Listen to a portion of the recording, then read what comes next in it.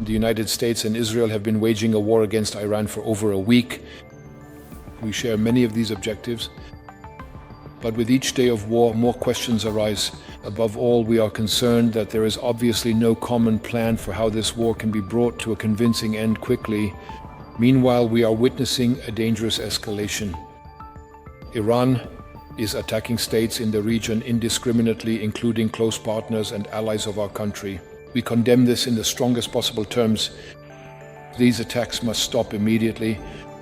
Our partners in the region have our full solidarity in this matter. Germany and Europe, we have no interest in an endless war. We have no interest in the dissolution of territorial integrity, of statehood, or the economic viability of Iran. A scenario like the ones we have seen in Libya, Iraq, or other countries in the region would also harm all of us. This affects our security, our energy supply, and possibly also developments related to migration. The dramatic situation in the Middle East, by the way, shows which issues are accompanying us in these days and weeks. This also becomes clear when looking at the current developments in the West Bank. I want to make this very clear here. The steps toward annexation, as they are being discussed in Jerusalem, would make the two-state solution even more difficult there. The German federal government urgently calls for such steps regarding the so-called E1 area to be refrained from. That would be a big mistake. At my request, the German foreign minister is traveling to Israel to underscore this as well. It is essential that we Europeans deliver this message together. And so once again, many thanks also for the coordination. The United States and Israel have been waging a war against Iran for over a week. We share many of these objectives, but with each day of war, more questions arise. Above all, we are concerned that there is obviously no common plan for how this war can be brought to a convincing end quickly. Meanwhile, we are witnessing a dangerous escalation. Iran is attacking states in the region indiscriminately, including close partners and allies of our country. We condemn this in the strongest possible terms. These attacks must stop immediately. Our partners in the region have our full solidarity in this matter. Germany and Europe, we have no interest in an endless war. We have no interest in the dissolution of territorial integrity, of statehood, or the economic viability of Iran. A scenario like the ones we have seen in Libya, Iraq, or other countries in the region would also harm all of us. This affects our security, our energy supply, and possibly also developments related to migration. Nor would this bring lasting security and stability to Israel and our other partners in the region. Nor would it benefit the people in Iran who want to live a good and free life. The world needs a stable, viable Iran as part of a regional peace and security order in which neither Israel nor other partners are threatened, and in which Tehran abandons its nuclear ambitions and renounces terror.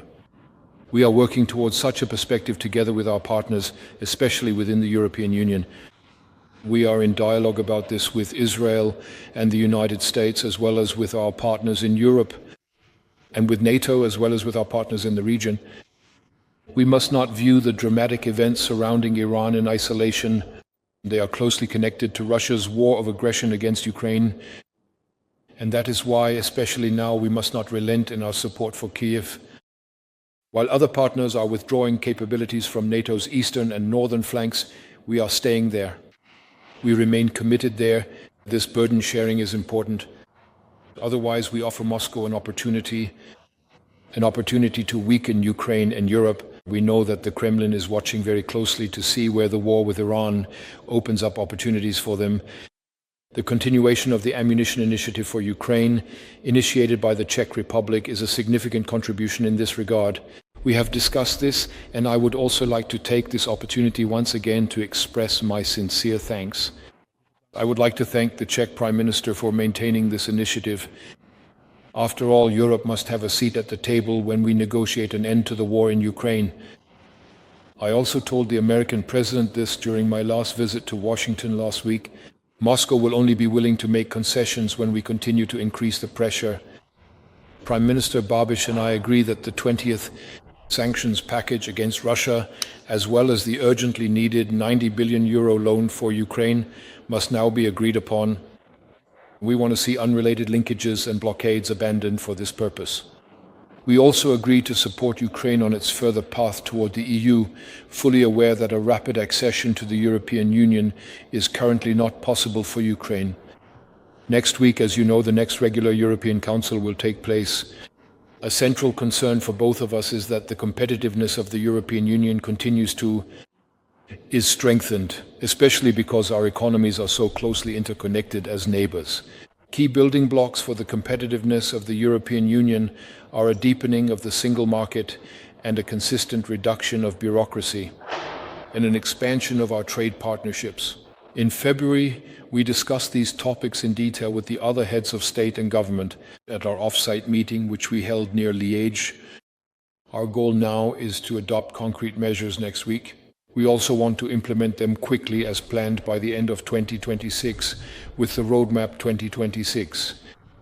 This political priority and the goal of strengthening our competitiveness must also be reflected in the next multi-annual financial framework of the EU. This will still be a very difficult issue in the European Union, but it is also on the agenda. Dear Andrej Babiš, once again, thank you very much for your visit. As I have said, the Czech Republic and Germany are close partners today, and that should remain the case. That is why we have also agreed to exchange views in detail once again on some bilateral projects, to instruct our teams to review transport and joint energy projects, and to continue advancing them. You know, as someone who led soldiers in the streets of Baghdad and Samarra, Iraq, and who trained counterinsurgents in Kabul, Afghanistan, and who still carries the weight of brothers lost to Iranian terrorist proxies, many backed by the same Iranian regime we're confronting now. This fight, Operation Epic Fury, it hits home. Our generation understands this fight. For 47 years, these barbaric savages in the Iranian regime have murdered our brothers in arms, my guys, your guys, our guys, through their terrorist proxies and cowardly attacks. Now they race toward a nuclear bomb to hold the world hostage. The Iranians have targeted and killed thousands of my American brothers. That race to a nuclear bomb, President Trump will never allow it. Not now, not ever, not on our watch. The mullahs are desperate and scrambling. Like the terrorist cowards they are, they fire missiles from schools and hospitals, deliberately targeting innocents, because they know their military is being systematically degraded and annihilated. Iran's neighbors, and in some cases former allies in the Gulf, they've abandoned them. And their proxies, Hezbollah, the Houthis, and Hamas, either broken, ineffective, or on the sidelines. Iran stands alone, and they are badly losing. On day 10 of Operation Epic Fury, we are winning with an overwhelming and unrelenting focus on our objectives, which are the same as the day I gave my first briefing here on Operation Epic Fury. They're straightforward, and we are executing them with ruthless precision.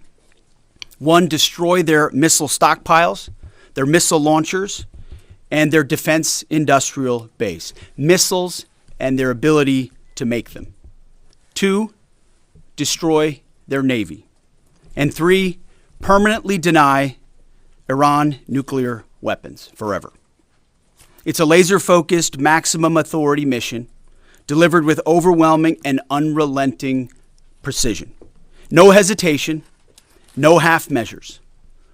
As President Trump declared yesterday, we're crushing the enemy in an overwhelming display of technical skill and military force.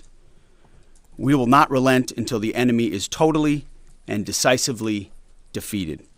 But we do so on our timeline and at our choosing.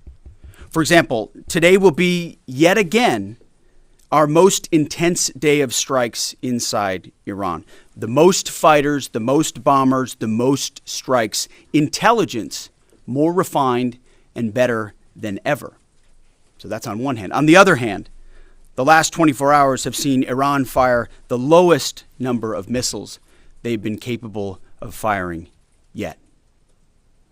Just the bifurcation, just the trend lines that we talked about on our first briefing. You see, this is not 2003. This is not endless nation building under those types of quagmires we saw under Bush or Obama. It's not even close. Our generation of soldier will not let that happen again, and nor will this president, who very clearly ran against those kinds of never-ending, nebulously scoped missions. Those days are dead. Instead, we're winning decisively with brutal efficiency, total air dominance, and an unbreakable will to accomplish the president's objectives on our timeline.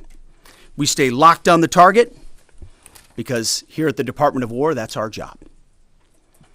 Now, the chairman and I, having just returned from Dover last night, our troops and their families and the enormous sacrifice that they make is certainly heavy on my mind. So I'll close with scripture, drawing strength from Psalm 144.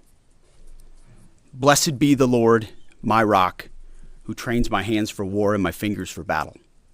He is my loving God and my fortress, my stronghold and my deliverer, my shield, in whom I take refuge. May the Lord grant unyielding strength and refuge to our warriors, unbreakable protection to them and our homeland, and total victory over those who seek to harm them.